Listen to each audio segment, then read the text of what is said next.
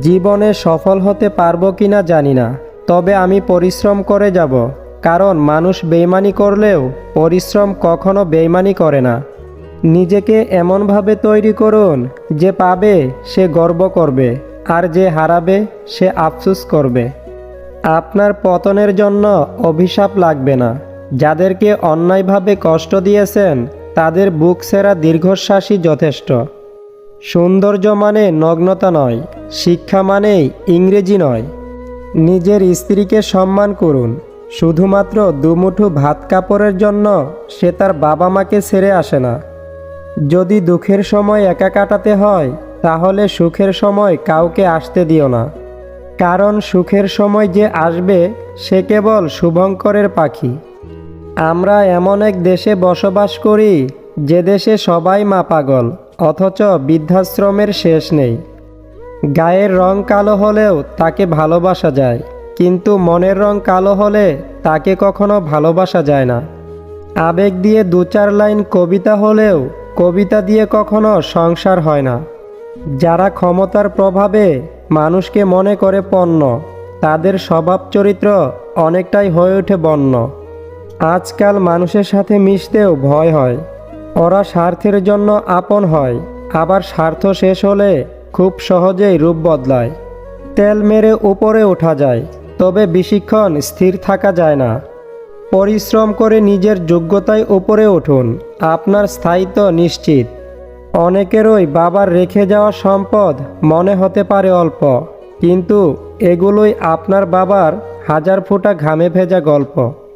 যে মানুষগুলো মনের দিক থেকে ভালো হয় তাদের কপালটা দেখবেন খারাপ হয়, কারণ তাদের সহজ সরল মনটা নিয়ে সবাই খেলা করে। আপনি যখন মানুষ হয়ে জন্মগ্রহণ করেছেন তখন মনুষ্যত্ব বজায় রাখা আপনার ধর্মের মধ্যেই পড়ে। যদি হাওয়া খেতে হয় নদীর ধারে যান, যদি সুন্দর পর্বত দেখতে চান তাহলে হিমালয়ে যান। ভালো মানুষ হতে হলে ভালো মানুষের সঙ্গে মিশতে হয়, ভালো মানুষের লেখা পড়তে হয়, ভালো মানুষের জীবনী পড়তে হয়। লোহাকে কেউ কষ্ট দিতে পারে না, কিন্তু তার নিজের মরীচিকা তাকে নষ্ট করে দেয়। একইভাবে আপনাকে কেউ কষ্ট দিতে পারবে না, কিন্তু আপনার চিন্তা আপনাকে হারাতে পারে। কপালে অবহেলা লেখা থাকলে হাজার চেষ্টা করেও ভালোবাসা পাওয়া যায় না। স্বামীর ঘরে থাকুন, দেখবেন অনেকেই আপনার স্বপ্ন দেখবে, কিন্তু ডিপোজ হয়ে গেলে সবাই ভোগ করতে চাইবে, বিয়ে করবে না। যে সংসারে শাশুড়ি পুত্রবধূর সাথে কারণে অকারণে প্রতিনিয়ত ঝগড়া করে, ধনী পরিবার হলেও সেই সংসারে শান্তি থাকে না। নারীর বয়স আর পুরুষের ইনকাম কখনো জিজ্ঞেস করতে নেই। এর সবচেয়ে বড় কারণ বোধ হয় এটাই, নারী কখনো নিজের জন্য বাঁচে না, আর পুরুষ কখনো নিজের জন্য খাটে না। কেউ ব্যস্ত নয়, যার আপনাকে যতটা প্রয়োজন সে আপনাকে ততটাই গুরুত্ব দেবে। মা সবার অভাব পূরণ করতে পারে, কিন্তু মায়ের অভাব কেউ পূরণ করতে পারে না। এই জগতে কোনো সম্পর্কই স্থায়ী নয়। একদিন না একদিন সব সম্পর্কই বিচ্ছিন্ন হয়ে যাবে। মৃত্যুই তার আসল প্রমাণ। জামা কাপড় আর রিলেশনের মধ্যে মিল একটাই, পুরনো হলেই অবহেলা করে।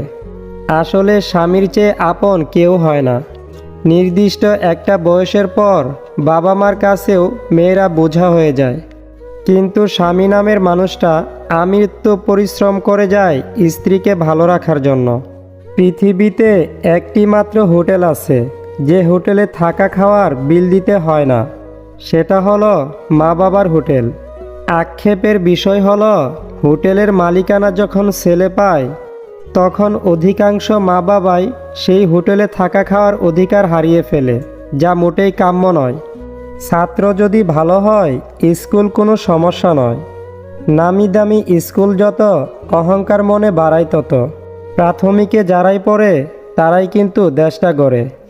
যথাসম্ভব শান্ত থাকার চেষ্টা করুন এবং অল্প কথা বলুন। আপনার হৃদয়ে দেখবেন নীরবতা আসবে, আপনার মন প্রশান্তিতে ভরে উঠবে। বয়স যতই হোক আনন্দ করতে ভুলবেন না। কেউ বয়সে বুড়ো হয় না। মনে আনন্দ খুশি না থাকলে কম বয়সেও বৃদ্ধ হয়ে যায়। যখন মানুষ চিনে যাবেন তখন মানুষের সাথে মিশতে ইচ্ছে হবে না। আপনি মরার পর কেউ আপনার চেহারা নিয়ে আলোচনা করবে না, আলোচনা করবে আপনার উত্তম চরিত্র নিয়ে। তাই চেহারা নয়, আপনার চরিত্র সুন্দর করুন।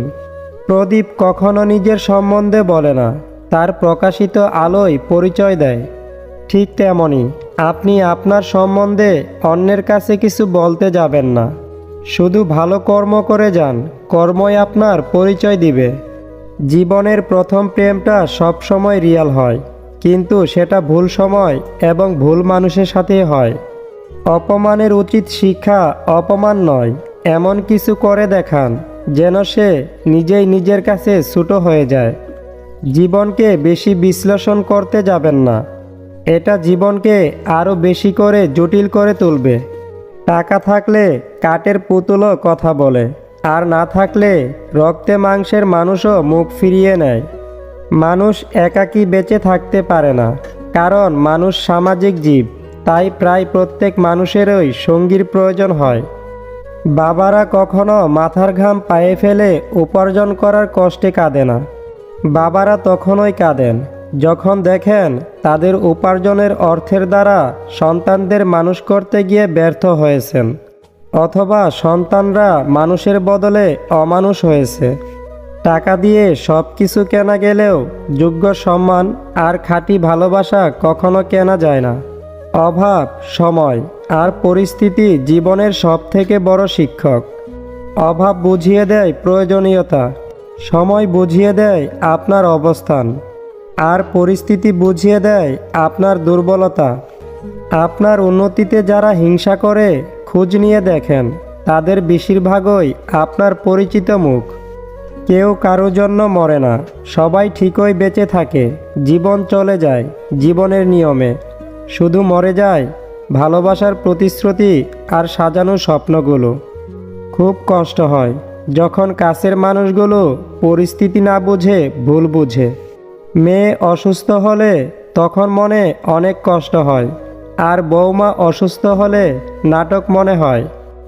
যদি আপনি কাউকে সম্মান করতে না পারেন, তাকে অসম্মান করবেন না। যদি আপনি কাউকে উপকার করতে না পারেন, তার ক্ষতি করবেন না। আর যদি কারো জীবনে হিরো হতে না পারেন, কখনো তার জীবনে ভিলেন হবেন না। আমরা শুধু মুখেই বলি, চিন্তা করে কেউ উপলব্ধি করি না আজকে মরলে কালকে 2 দিন। ভদ্র ও নম্র ব্যবহার করলে মূর্খরা ভাবে দুর্বল, কিন্তু তারা আসলে জানে না এই গুণটি অর্জন করা কতটা কঠিন। যে আপনার নীরবতার ভাষা বোঝে না, সে আপনার চিৎকারের ভাষাও বুঝবে না। আমরা প্রত্যেকেই যোগ্য ব্যক্তি খোঁজার চেষ্টা করি, আসলে কেউ যোগ্য হওয়ার চেষ্টা করি না। মানুষ গরিব হয় স্ত্রীর 4টি কাজে। 1. যে স্ত্রী স্বামীর রোজগারে অসন্তুষ্ট থাকে। 2. যেসব নারী পরকীয়ায় আসক্ত হয়ে পড়ে। 3. যে নারী সংসারকে হাতের মুঠোয় রাখার চেষ্টা করে। এবং নম্বর 4. যেসব নারী বিনা প্রয়োজনে অর্থ ব্যয় করে। মেয়েদের ভবিষ্যৎ কেমন কাটবে এটা তার টাকার উপর নির্ভর করে না, এটা নির্ভর করে একজন ভালো স্বামীর উপর।